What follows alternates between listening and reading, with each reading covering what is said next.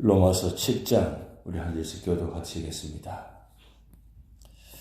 형제들아, 내가 법 아는 자들에게 말하노니 너희는 그 법이 사람이 살 동안만 그를 주관하는 줄 알지 못하느냐? 남편이 있는 여인이 그 남편 생전에는 법으로 그에게 매임받으나 만일 그 남편이 죽으면 남편의 법에서 벗어나느니라. 그러므로 만일 그 남편 생전에 다른 남자에게 가면 없느라. 그러나 만일 남편이 죽으면 그 법에서 자유롭게 되나니 다른 남자에게 갈지라도 음녀가 되지 아니하느니라. 그러므로 내 형제들아, 너희도 그리스도의 몸으로 말미암아 율법에 대하여 죽임을 당하였으니 이는 다른 이 곧 죽은 자 가운데서 살아신 이에게 가서 우리가 하나님을 위하여 열매를 맺게 하려 함이라.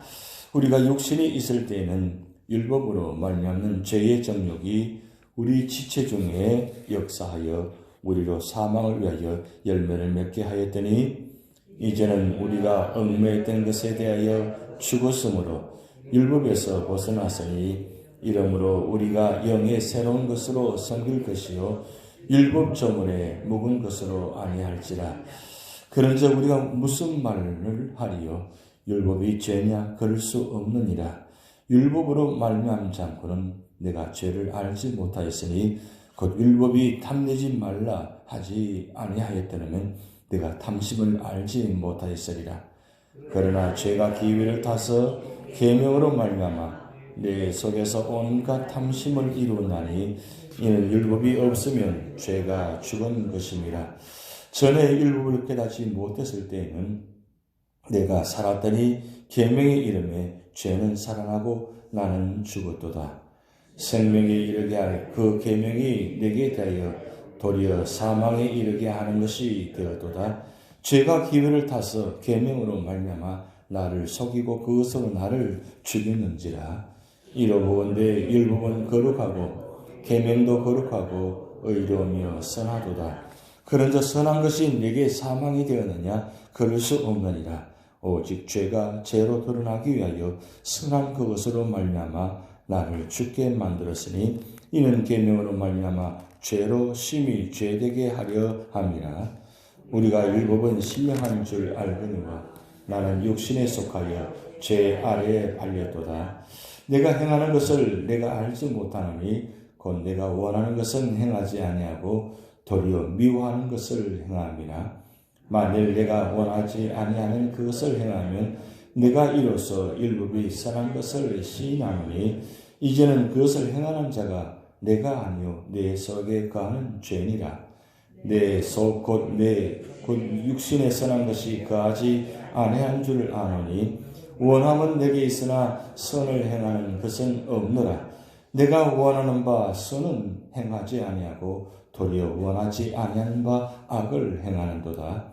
만일 내가 원하지 아니하는 그것을 하면 이를 행하는 자는 내가 아니요 내 속에 거하는 죄니라.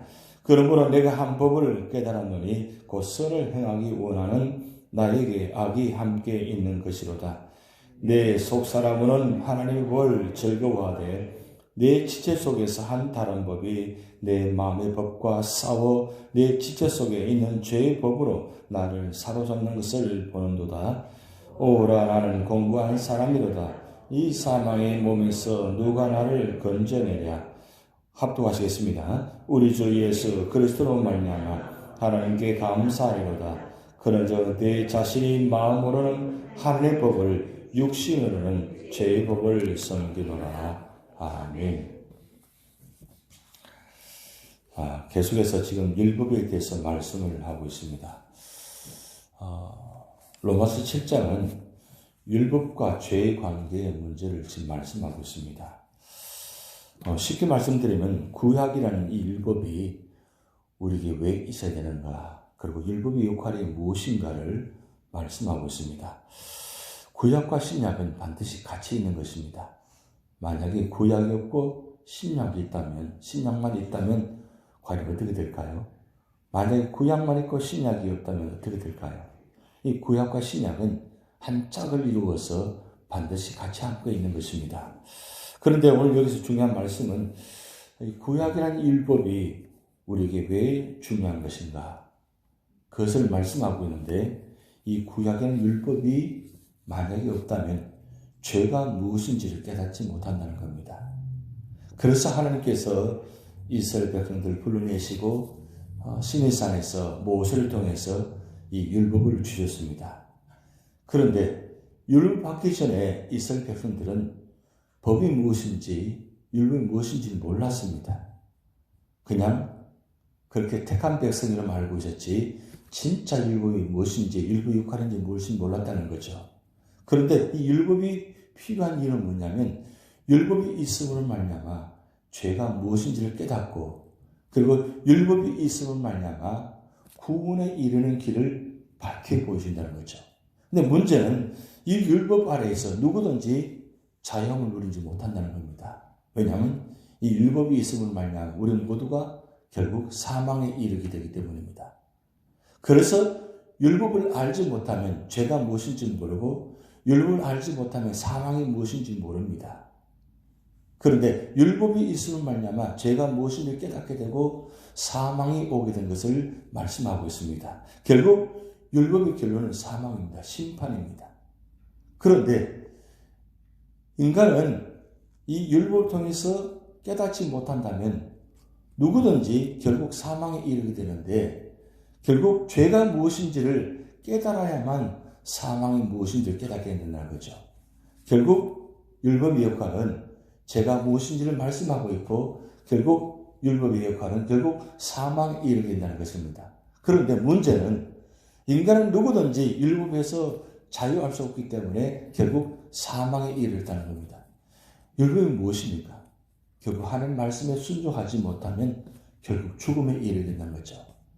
그리고 율법이 시작된 것도 죄가 시작된 것도 사실은 창세기 1장 2장에 나타난 그 우리 인류 시조인 아담과 하와가 죄를 지음으로 말미암아 죄가 시작된 겁니다. 근데 그 죄가 무엇이냐? 바로 하나님의 말씀에 순종하지 아니하면 지키지 아니하면 결국 사망에 이르는 거죠. 결국 아담과 하와가 말씀에 순종하지 못하는 말미암아 에덴 동산을 추방당하게 되고 결국은 사망을 우리에게 주어지는 것입니다. 그런데 이 율법을 통해서 죄를 깨닫게 되는데 결국 우리는 다 율법을 온전히 지킬 수가 없다는 거죠. 지금 유대인들은 이스라엘 백성들은 613가지를 가지고 지키려고 노력합니다. 그런데 그런 그들도 율법을 다 외우고 있는 그들도 율법을 온전히 지키지 못한다는 거죠. 그러면 율법이 결국 사망에 이르되는데 그럼 어떻게 되느냐? 그럼 율법을 주신 이유가 무엇이냐? 왜 하나님께서 이스라엘 백성들에게 율법을 주시고 오늘 우리에게 이 구약을 주시는가? 바로 이 구약을 통해서 주신 이유는 뭐냐면 율법을 주신 이유는 죄를 깨닫게 해서 결국 이 죄로 말미암아 사망이 오게 되는데 이 사망을 해결할 수 있는 방법은 율법이 해결해 주는 것이 아니라 오직 예수 그리스도만이 이 죄의 문제를 사망의 문제를 해결해 주신다는 겁니다. 그래서 예수 그리스도가 중요한 것입니다. 이 죄의 모든 문제를 해결할 수 있는 분은 이 세상에 누구도 없다는 거예요. 그럼 이 죄의 문제를 누가 해결해 주느냐? 바로 예수님께서 우리를 죄의 문제를 해결해 주신다는 겁니다. 왜? 인간이 그 문제를 해결하지 못했기 때문에 죄가 무엇인지를 율법이 무엇인지를 주신 분이 하나님이신데 그 하나님께서 주신 그 율법을 해결하려면 결국 하나님밖에 없다는 거예요. 그럼 왜 우리 인간에게 이 율법을 주신 것입니까? 이렇게 해서라도 죄를 깨닫게 한다는 거죠. 결국 이 율법 말씀 보는 이유가 바로 거기 있습니다. 만약에 율법 말씀이 없으면 구약이 없으면 우리는 아직도 죄를 인정하지 않습니다. 죄를 인정하지 않는 우리에게 이 구약과 신약의 말씀을 주셔서 죄를 깨닫게 하고 그리고 이 말씀을 통해서 이 죄를 통해서 누구를 만나게 하느냐? 바로 예수 그리스도를 만나게 한다는 사실입니다. 그런데 이 죄의 문제를 해결해 주신 말미암아 우리는 이 죄로 말미암아 우리는 이미 죽었다는 겁니다. 그 율법은 결국 사망에 이르게 한다는 거죠. 그러면 사망에 이르게 하는 것 때문에 우리가 율법을 지킬 수 없느냐? 지켜야 된다는 거죠. 왜요? 결국은 이 율법이 있음으로 말미암아 죄가 무엇인지를 날마다 깨닫게 하고 말씀 앞에 돌아오게 만든다는 사실입니다. 그래서 우리는 구약과 신약의 말씀을 보는 것입니다. 그런데 여기서 중요한 것은 결국은 율법이 나를 구원에 이르게 하는 것이 아니라 율법의 역할은 죄를 깨닫게 하는데 결국 율법이 있는 이유는 뭐냐면 율법을 통해서 하나님을 바라보게 하고 그리고 율법을 통해서 죄가 무엇인지 깨닫게 하면 말미암아 나는 죄인입니다 라고 고백하게 만든다는 사실이죠. 그런데 한 가지 놀라운 사실은 우리는 죄에서 자유할 수가 없습니다. 왜냐하면 이 죄성이 우리 안에 있어서 나는 죄를 짓지 않고 싶은데 죄를 지으려고 하지 않고 싶은데 내 속에 있는 이 죄성이 나를 날마다 죄를 짓게 만들어요. 그래서 우리 로마서 후반에 7장 후반에 보면 죄를 말미암아 내적인 갈등이 나타납니다. 그래서 사도 바울이 뭐라고 이야기합니까? 19절 말씀 보면 내가 원하는 바 선을 행하지 아니하고 도리어 원하지 않은 바 악을 행하는도다. 나는 선을 행하고 싶은데 자꾸 악을 행하는 거예요. 나는 그렇게 악한 말을 하고 싶지 않은데 악한 생각을 하고 싶지 않은데 내 속에 있는 죄성이 자꾸 악한 생각을 하고 만들고 그런 악한 마음을 품게 만든다는 거죠. 그래서 오호라 나는 공고한 사람이로다. 그렇게 통탄하며 그리고 고백하고 있잖아요. 그래서 이 모든 죄의 문제를 해결하실 분은 오직 주 예수뿐이라는 사실. 그래서 오늘 우리 찬송 불렀습니다만 주 예수보다 더 귀한 것은 없네. 주님 한 분만이 오직 나를 살리시는 분이라는 거죠. 주님이 오신 말미암아 그 주님이 우리가 죄에서 자유할 수 우리를 대신해서 십자가에 죽으신 말미암아 우리 죄가 십자가에 예수님께서 못 박히는 그 순간 우리의 죄도 다 못이 받겠다는 거예요. 그래서 우리는 율법을 말미암아 우리는 죽었다는 겁니다. 그래서 오늘 본 말씀하고 있잖아요. 율법을 말미암아 우리는 죽었다는 거예요. 도저히 살아날 수 없는 죄라는 거죠. 이미 죽은 우리는 몸이라는 거죠. 그래서 갈라디아서 2장 20절 말씀에 이렇게 말씀 시작했잖아요. 내가 그리스도와 함께 십자가에 못 박혔나니. 이게 못 박혔다는 말씀, 못 박혀 죽었다는 것입니다. 그러면 못 박혀 죽은 우리가 어떻게 살아나요? 살아날 수 없잖아요. 이미 죽었는데. 그런데 주님께서 부활하신 말미암아 우리도 죄에서 부활할 수 있는 은혜를 주시다는 거죠. 그런데 부활의 은혜는 내가 예수님을 영접하고 믿어야만 이 부활의 역사가 나타나요. 이미 2000년 전에 예수님께서 십자가에 죽으신 말미암아 우리 인간의 모든 죄는 이미 죽었어요. 그런데 이 죽은 사실을 내가 예수 그리스도를 통해서 법을 통해서 말씀을 깨닫고 회개하고 주님 앞에 돌아와서 믿어야만 이 사실이 믿음의 사실이 되고 죽은 사실이 되고 그리고 부활을 준 소망을 말미암아 우리도 부활이 됐다는 것을 깨닫게 된다는 거죠. 그런데 세상 사람들은 죽었다는 사실을 모릅니다. 예수님과 관계없이 살아가는 것은 죽은 상태, 이미 십자가에 못 박혀 죽은 상태가 되어진다는 거죠. 그런데 주님께서 십자가에 죽으신 말미암아 그 죄의 문제가 죽은 그 상태에서 우리를 다시 한번 살릴 수 있는 방법을 주신 겁니다. 주님께서 오신 이유는 십자가에 죽으신 이유는 우리 영원히 죽게 만들기 위해서 죽은 것이 아니라 우리 죄 때문에 우리가 죽은 것이기 때문에 이 죄의 문제를 해결하기 위해서 오셨다는 사실이에요. 그래서 이 사실을 내가 믿고 받아들이면 이 죽은 문제가 내 것이 되는 것이고 그리고 주님의 부활의 사실을 믿으면 그 부활도 내 것이 되는 겁니다. 그래서 우리는 이미 주님께서 십자가에 죽으심을 믿었습니다. 믿고 있습니다. 그리고 주님의 부활의 사실을 우리는 믿고 있습니다. 믿으십니까? 그러면 우리는 죄의 문제도 해결됐고 부활의 문제도 해결된 거예요. 그리고 우리 영생의 선물을 주신 것입니다. 그렇다면 우리는 어떻게 살아가야 되느냐? 다시는 과거로 돌아갈 수 없다는 거예요.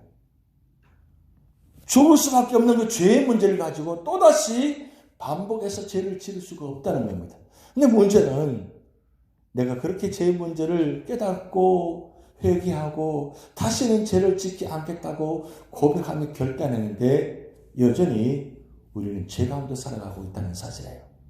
그래서 로마서 6장에는 성화의 말씀하고 있습니다.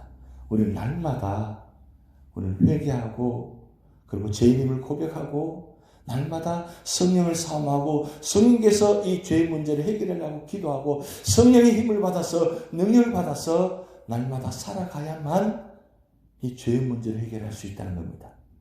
그래서 오늘 또 성령에 사로잡혀서 성령 안에서 살아갈 때 온전히 살아갈 수 있다는 사실입니다. 오늘도 이 말씀 기억하면서 다시는 과거로 돌아가지 않고 미래의 소망을 갖고 주님 주신 은혜를 가지고 날마다 말씀 안에서 성령의 역사로 능력으로 승리하시는 여러분 되시기 바랍니다. 다 같이 기도하시겠습니다. 하늘에 계신 우리 아버지여, 이름이 거룩히 여김을 받으시오며 나라의 임하옵시며 뜻이 하늘에서 이룬 것 같이 땅에서도 이루어지이다. 오늘날 우리에게 일용할 양식을 주옵시고 우리가 우리에게 죄진 자를 사하여 준 것 같이 우리 죄를 사하여 주옵시고 우리를 시험에 들게 하지 마옵시고 다만 악에서 구하옵소서. 대개 나라와 권세와 영광이 아버지께 영원히 있사옵나이다. 아멘.